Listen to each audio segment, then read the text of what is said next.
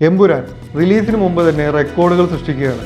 24 മണിക്കൂർ കൊണ്ട് ഏറ്റവും കൂടുതൽ ടിക്കറ്റുകൾ ബുക്ക് ചെയ്യപ്പെട്ട ഇന്ത്യൻ സിനിമ എന്ന റെക്കോർഡ് ഇപ്പോൾ എമ്പുരാന്റെ പേരിലാണ്. അതും 1 മണിക്കൂറിൽ ഏറ്റവും കൂടുതൽ ടിക്കറ്റുകൾ ബുക്ക് ചെയ്യപ്പെട്ട റെക്കോർഡിനൊപ്പം. അങ്ങനെ ബുക്കിംഗ് വെബ്സൈറ്റുകൾ വരെ ഹാങ് ആക്കിക്കൊണ്ടാണ് ഭീകരമായ പ്രീ സെയിൽസ് എമ്പുരാൻ നേടിയെടുത്തിരിക്കുന്നത്. സോ മലയാള സിനിമയുടെ ചരിത്രത്തിലെ ഏറ്റവും ഉയർന്ന ഓപ്പണിംഗ് ഡേ കളക്ഷനോടുകൂടി തന്നെ എമ്പുരാൻ റിലീസാകും എന്ന കാര്യം ഏകദേശം ഉറപ്പായിട്ടുണ്ട്. അതിനുശേഷം നമ്മളെല്ലാവരും ആഗ്രഹിക്കുന്ന പോലെ ബാഹുബലിയോ KGF പുഷ്പ ഫ്രാഞ്ചൈസോ പോലെ ഒരു പാൻ ഇന്ത്യൻ ഹിറ്റായി എമ്പുരാൻ മാറുമോ? അങ്ങനെ ചോദിച്ചാൽ അതിനുള്ള സാധ്യത കുറവാണ് എന്ന് പറയേണ്ടി വരും. ഞാനൊന്ന് പറഞ്ഞോട്ടെ.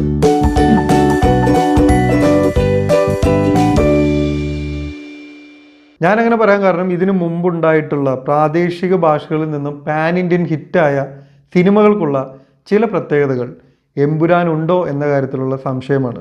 ആദ്യം നമുക്ക് ബാഹുബലിയുടെ കാര്യം എടുക്കാം. ബാഹുബലി ഒരു അമർ ചിത്രകഥ പോലെയുള്ള രാജാക്കന്മാരുടെ കഥ പറയുന്ന ഒരു സിനിമയാണ്. ഇന്ത്യക്കാരെല്ലാവരും ഇത്തരം അമർ ചിത്രകഥകൾ അല്ലെങ്കിൽ ഓരോ നാട്ടിലെയും രാജാക്കന്മാരുടെയൊക്കെ കഥകൾ കേട്ടു വളർന്നിട്ടുള്ള ആളുകളാണ്. സോ അത്തരം കഥകൾ കേൾക്കാൻ നമുക്ക് എല്ലാവർക്കും താല്പര്യമുണ്ട്. അതോടൊപ്പം ബാഹുബലി എന്ന് പറയുന്ന സിനിമയുടെ ആ ഒരു സ്കെയിൽ, അതിലെ മാസ് മൊമെൻറ്റുകൾ, നല്ല മ്യൂസിക്, ആക്ഷൻ സീക്വൻസുകൾ, അങ്ങനെ ഒരു കൊമേഴ്ഷ്യൽ സിനിമയ്ക്ക് വേണ്ട എല്ലാ എലമെൻറ്റുകളും ആ സിനിമയിലുണ്ട്. പിന്നെ ബാഹുബലി 1 അവസാനിക്കുന്ന ആ ഒരു സീൻ, കട്ടപ്പ എന്തിന് ബാഹുബലിയെ കൊന്നു എന്നുള്ളത് ഒരു പോപ്പ് കൾച്ചറിൻ്റെ ഭാഗമായിട്ട് ഇന്ത്യയിൽ അത്രയും ട്രെൻഡുള്ള ഒരു ചോദ്യമായി മാറി. സോ ഇത്രയും ഹൈപ്പോട് കൂടിയാണ് 2ാം ഭാഗം വരുന്നത്. അതൊരു വൻ ഹിറ്റായി മാറി, ഇന്ത്യയിൽ ഏറ്റവും കളക്ട് ചെയ്ത സിനിമയായിട്ട് മാറി. ഇനി അടുത്ത സിനിമ KGF ആണ്. KGF ഇറങ്ങുമ്പോൾ തന്നെ ഇതിൻ്റെ ഒരു കഥ ഏകദേശം ആ ട്രെയിലറിൽ നിന്ന് തന്നെ നമുക്ക് പിടികിട്ടി. പക്ഷേ ഇതിൻ്റെ ഒരു ഗ്രാൻഡർ എന്ന് പറയുന്നതാണ് നമ്മളെ വിസ്മയിപ്പിച്ചത്. നോർത്ത് ഇന്ത്യയിൽ ഈ സിനിമ വർക്കാവാൻ കാരണം ആ സമയത്തുള്ള ഹിന്ദി ഓഡിയൻസിന് ഇത്തരത്തിലുള്ളൊരു സിനിമ ഭയങ്കരമായിട്ട് മിസ്സാവുന്നുണ്ടായിരുന്നു. ഒരു 70s 80s അമിതാഭ് ബച്ചൻ സിനിമകൾ പോലെ ഒരു മാസ് സിനിമ, അതും ആ കാലഘട്ടത്തിൽ തന്നെ പ്ലേസ് ചെയ്തിട്ടുള്ളൊരു സിനിമ. പിന്നെ പ്രശാന്ത് നീലിൻ്റെ ഒരു മേക്കിംഗ് സ്റ്റൈലും. മാസ് എന്ന് പറഞ്ഞു കഴിഞ്ഞാൽ ഓരോ സീനും ഒരു ട്രെയിലർ പോലെയാണ് അതിൽ കട്ട് ചെയ്തിരിക്കുന്നത്. നിങ്ങൾ ആ സിനിമ ശ്രദ്ധിച്ചാൽ അറിയാം. അങ്ങനെ നമുക്കിതിനു മുമ്പ് എക്സ്പീരിയൻസ് ചെയ്യാത്ത ഒരു സിനിമാറ്റിക് എക്സ്പീരിയൻസ് ആ ഒരു സിനിമയിൽ കിട്ടി. പിന്നെ എല്ലാ ഇന്ത്യക്കാരും കണക്റ്റ് ആവുന്ന അമ്മ സെൻറ്റിമെൻറ്റ്സും വളരെ കൃത്യമായിട്ട് അതിൽ ബ്ലെൻഡ് ചെയ്തിട്ടുണ്ട്. പിന്നെ യശ് എന്ന് പറയുന്ന ആക്ടറിൻ്റെ സ്വാഗും കരിസ്മയും നമുക്ക് പുതിയതാണ്. ആ ഒരു സിനിമയിൽ യഷിൻ്റെ ആ ഒരു സ്ക്രീൻ പ്രസൻസും കരിസ്മയും ആറ്റിറ്റ്യൂഡും ഒക്കെ മാക്സിമം ഉപയോഗിച്ചിട്ടുണ്ട്. സോ അങ്ങനെ ഒരു സിനിമ, ഒരു മാസ് സിനിമ പ്രതീക്ഷിച്ച സമയത്ത് അതിന് മുകളിൽ കൊടുക്കാൻ പറ്റിയതുകൊണ്ടാണ് KGFൻ്റെ 2 സിനിമകളും, KGF Part 1 Part 2 വൻ ഹിറ്റായിട്ട് മാറിയത്. ഇനി അടുത്ത് പുഷ്പ സീരീസാണ്. പുഷ്പയുടെ കാര്യം വരുമ്പോൾ നമ്മൾ മലയാളികൾക്ക് ആ സിനിമ ഇഷ്ടപ്പെട്ടില്ല. പക്ഷേ ഇത് നോർത്ത് ഇന്ത്യയിൽ വലിയ ഹിറ്റായി. പുഷ്പയിൽ പറയുന്ന ആ ഒരു പ്രശ്നം, അതായത് ഒരു വീട്ടുപേരില്ലാത്ത, ജാതിപ്പേരില്ലാത്ത ഒരാളുടെ ഒരു കോംപ്ലക്സ്, ഒരു ഇൻഫീരിയോറിറ്റി കോംപ്ലക്സ്, അവൻ പണം വെച്ചും അധികാരം വെച്ചും അത് കവറപ്പ് ചെയ്യാൻ നോക്കുന്ന ആ ഒരു പെയിൻ നമുക്ക് മനസ്സിലായിട്ടില്ല. അതേപോലെ എനിക്കൊരു മകൾ ഉണ്ടായി കഴിഞ്ഞാൽ അവൾ ചെന്ന് കിടന്ന് വീട്ടിലെങ്കിൽ അവൾക്കൊരു കുടുംബപ്പേരുണ്ടാവുമല്ലോ എന്ന ഡയലോഗിന് മലയാളികൾ ഇരുന്ന് കൂവി.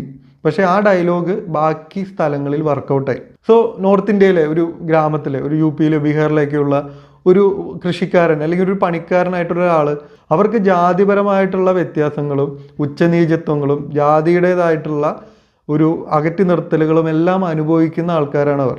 അവൻ പുഷ്പ 2 കാണാൻ പോകുമ്പോൾ ജാതിപ്പേരിലുള്ള കുറവുകൊണ്ടുള്ള പ്രശ്നം അവന് മനസ്സിലാവും. അവനൊരു പണിക്കാരനാണ്. ഈ സിനിമയിലെ നായകനും ഒരു സാധാരണ പണിക്കാരനായിട്ട് പിന്നെ വലിയ പണക്കാരനായി മാറിയതാണ്. അപ്പോൾ അത് കാണുമ്പോൾ അവനൊരു ഇൻസ്പിറേഷനായിട്ട് ചിലപ്പോൾ ഫീൽ ചെയ്യും, അവന് റിലേറ്റബിൾ ആയിട്ട് ഫീൽ ചെയ്യും. പിന്നെ അവന് വേണ്ട സിനിമാറ്റിക് ആയിട്ടുള്ള എലമെൻറ്റുകൾ, ഓവർ ദ ടോപ്പ് ആയിട്ടുള്ള ആക്ഷൻ സീക്വൻസുകളും അടിപൊളി പാട്ടുകളും മാസ് സീനുകളും ഡയലോഗുകളും എല്ലാം അതിലുണ്ട്. പിന്നെ അത്യാവശ്യം ഇമോഷൻ വർക്കാവുന്നുണ്ട്. സോ ഈ ഒരു കാര്യം, അതായത് ഓവർ ദ ടോപ്പ് ആണെങ്കിലും അവർക്ക് റിലേറ്റ് ചെയ്യാൻ പറ്റുന്ന, അവർക്ക് എൻജോയ് ചെയ്യാൻ പറ്റുന്ന കാര്യങ്ങൾ കിട്ടിയതുകൊണ്ടാണ് പുഷ്പ 2 ഇന്ത്യയിലെ ഏറ്റവും കളക്ട് ചെയ്ത സിനിമയായിട്ട് മാറിയത്. സോ ഇനി നമുക്ക് എമ്പുരാനിലേക്ക് വരാം. മുരളി ഗോപി എഴുതി പൃഥ്വിരാജ് സംവിധാനം ചെയ്യുന്ന ഒരു സിനിമ എന്ന് പറയുമ്പോൾ കുറേ ഡീറ്റെയിലിംഗ് ഉള്ള, കുറച്ച് സീരിയസ് ആയ കാര്യങ്ങൾ പറയുന്ന ഒരു ക്ലാസ് രീതിയിലുള്ള ഒരു സിനിമയായിരിക്കും എമ്പുരാൻ. ഈ ഒരു നോർത്ത് ഇന്ത്യൻ ഓഡിയൻ, ഞാൻ നേരത്തെ പറഞ്ഞ ജോലിക്ക് പോകുന്ന ബീഹാറിലെ UP അല്ലെങ്കിൽ മറ്റ് ഏതെങ്കിലും ഒരു നോർത്ത് ഇന്ത്യയിലുള്ള ഒരാൾ ഒരു സിനിമയ്ക്ക് വേണ്ടി പണം മുടക്കുമ്പോൾ അവൻ തിയേറ്ററിൽ പോകുമ്പോൾ കാണാൻ ആഗ്രഹിക്കുന്നത് കേരള പൊളിറ്റിക്സോ ആയുധ കച്ചവടക്കാരുടെ കാര്യങ്ങളോ അല്ലെങ്കിൽ ഒരു ഇൻ്റർനാഷണൽ ക്രിമിനലിൻ്റെയോ കഥയായിരിക്കുമോ, അതോ ഒരു പക്ക തട്ടുപൊളിപ്പ് മസാല സിനിമയായിരിക്കുമോ? ഇവിടെയാണ് എമ്പുരാൻ പാൻ ഇന്ത്യൻ ഹിറ്റാവുന്ന കാര്യത്തിൽ വരുന്ന ഒരു ബ്ലോക്ക് കിടക്കുന്നത്. ഇങ്ങനെ ചിന്തിക്കാൻ ഒരു കാര്യം കൂടെ ഉണ്ട്. കേരളത്തിന് പുറത്തുള്ള എമ്പുരാൻ്റെ ബുക്കിങ്ങുകൾ, മറ്റ് സംസ്ഥാനങ്ങളിലെ ബുക്കിങ്ങുകൾ താരതമ്യേന കുറവാണ്. എമ്പുരാൻ എന്ന് പറയുന്ന മലയാള സിനിമയിൽ കുറച്ചധികം കാലങ്ങളായിട്ട് വന്നതിൽ ഏറ്റവും ഹൈപ്പുള്ള സിനിമയാണ്. മലയാളികൾ എല്ലാവരും ഇതൊന്ന് കണ്ടു നോക്കണമെന്ന് ആഗ്രഹിക്കുന്നുണ്ട്. സോ ഒരുപാട് പേര് ഇപ്പോൾ ബുക്ക് ചെയ്തും കഴിഞ്ഞു. പക്ഷേ കേരളത്തിന് പുറത്തുള്ള സ്ഥിതി ഇപ്പോൾ അങ്ങനെയല്ല. അവർ ഒരു മലയാള സിനിമയെ ഇപ്പോൾ ബാഹുബലി 2 അല്ലെങ്കിൽ KGF 2 വന്നതുപോലെ, അല്ലെങ്കിൽ പുഷ്പ 2 വന്നതുപോലെ വൻ പ്രതീക്ഷയോടുകൂടി ഈ ഒരു സിനിമയെ അവർ നോക്കിക്കാണുന്നില്ല. ഈ സിനിമ ഇറങ്ങിക്കഴിഞ്ഞ് നല്ല അഭിപ്രായം വന്നു കഴിഞ്ഞാൽ അവർ കണ്ടു നോക്കും. പക്ഷേ ഞാൻ നേരത്തെ പറഞ്ഞ പോലെയുള്ള ഫ്രാഞ്ചൈസ് സിനിമകൾക്ക് വരുന്ന ഒരു വൻ സ്വീകാര്യതയൊന്നും എമ്പുരാന് വന്നിട്ടില്ല. എമ്പുരാൻ സിനിമ നമുക്ക് മലയാളി ഓഡിയൻസിന് ഒരു പുതുമയാണ്. നമുക്ക് ഇത്തരത്തിൽ ഈ ഒരു ബാക്ക്ഡ്രോപ്പിലൊന്നും ഒരു മലയാള സിനിമ ഇതിനു മുമ്പ് വന്നിട്ടില്ല. പക്ഷേ ഹിന്ദി സിനിമ എടുത്ത് നോക്കിയാൽ അങ്ങനെയല്ല. അവിടെ ഈ ഇൻ്റർനാഷണൽ ക്രിമിനൽസിൻ്റെയും ആയുധ കച്ചവടക്കാരുടെയും സ്പൈ സിനിമകളും മിലിറ്ററി സിനിമകളൊക്കെ ഇഷ്ടം പോലെ വന്നിട്ടുണ്ട്. അത്തരം സിനിമകളിൽ ഈ അടുത്തിറങ്ങിയ പല സിനിമകളും ഈ ദേശസ്നേഹത്തിൻ്റെ മേമ്പോട് ചേർത്തിട്ട് ഹിറ്റായ സിനിമകളാണ്. അതായത് പാകിസ്ഥാൻ വിരോധവും ഇന്ത്യയോടുള്ള അമിതമായ ദേശസ്നേഹമൊക്കെ ചാലിച്ചുണ്ടാക്കിയ സിനിമകളാണ് ഈ രീതിയിൽ അവിടെ ഹിറ്റായിട്ടുള്ളത്. ആ കൂട്ടത്തിൽ തന്നെ ബഡേമയും ചൂട്ടമയും പോലുള്ള ചില സിനിമകൾ പരാജയപ്പെട്ടിട്ടുണ്ട്. സോ ഇത്തരം സിനിമകൾ കണ്ട് ശീലിച്ചിരിക്കുന്ന, ഒരു പക്ഷേ കണ്ട് മടുത്തിരിക്കുന്ന പ്രേക്ഷകരുടെ അടുത്തേക്കാണ് നമ്മൾ ഈ ഒരു സബ്ജക്റ്റുമായിട്ട്, അതും ദേശസ്നേഹമൊന്നും കലർത്താത്ത ഒരു ഇൻ്റർനാഷണൽ ക്രിമിനലിൻ്റെ ആക്ടിവിറ്റീസും കേരള പൊളിറ്റിക്സും ഒക്കെ ചേർത്തിട്ടുള്ള ഒരു സീരിയസ് സിനിമയുമായി ചെല്ലുന്നത്. അതുകൊണ്ട് തന്നെ ഈ ഒരു സമയത്ത് ഈ സബ്ജക്റ്റ് കൊണ്ട് പാൻ ഇന്ത്യൻ ഓഡിയൻസിനെ തൃപ്തിപ്പെടുത്തുക എന്ന് പറയുന്നത് ഒരു ചാലഞ്ച് തന്നെയാണ്. സോ അതുകൊണ്ടാണ് ഞാൻ പറഞ്ഞത് എമ്പുരാൻ ഒരു പാൻ ഇന്ത്യൻ ഹിറ്റാവാനുള്ള സാധ്യത കുറവാണെന്ന്. എന്ന് കരുതി എമ്പുരാൻ ഒരിക്കലും ഒരു പാൻ ഇന്ത്യൻ ഹിറ്റ് ആവില്ല എന്നും പറയാൻ പറ്റില്ല. കാരണം അതാണ് സിനിമയുടെ മാജിക്. നമുക്ക് മഞ്ഞുമ്മൽ ബോയ്സിൻ്റെ എക്സാമ്പിൾ എടുക്കാം.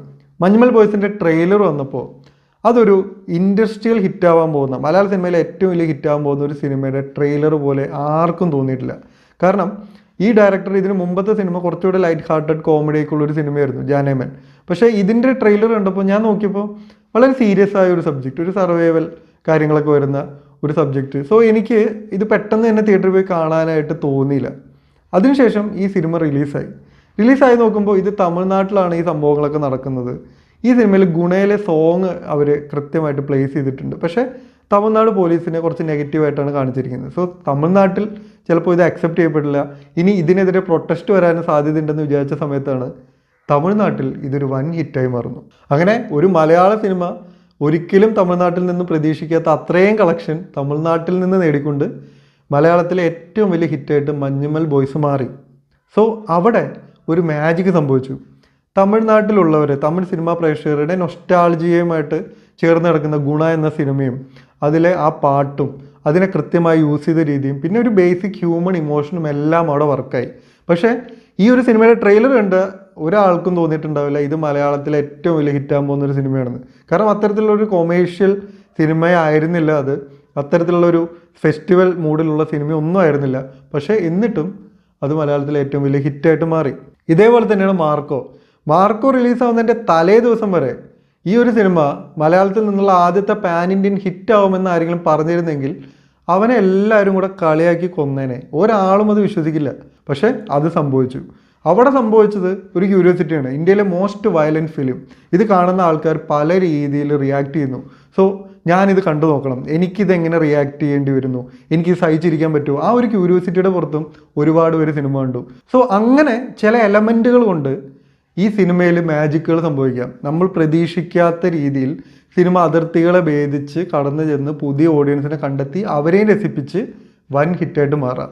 സോ അതുപോലെ ഒരു മാജിക് എമ്പുരാനിൽ സംഭവിച്ചാൽ നമ്മൾ നേരത്തെ പറഞ്ഞ ഒരു പാൻ ഇന്ത്യൻ ഹിറ്റായിട്ട് എമ്പുരാനും മാറും. എമ്പുരാനിൽ ഒരുപാട് നോർത്ത് ഇന്ത്യൻ എപ്പിസോഡ്സ് ഉണ്ട്.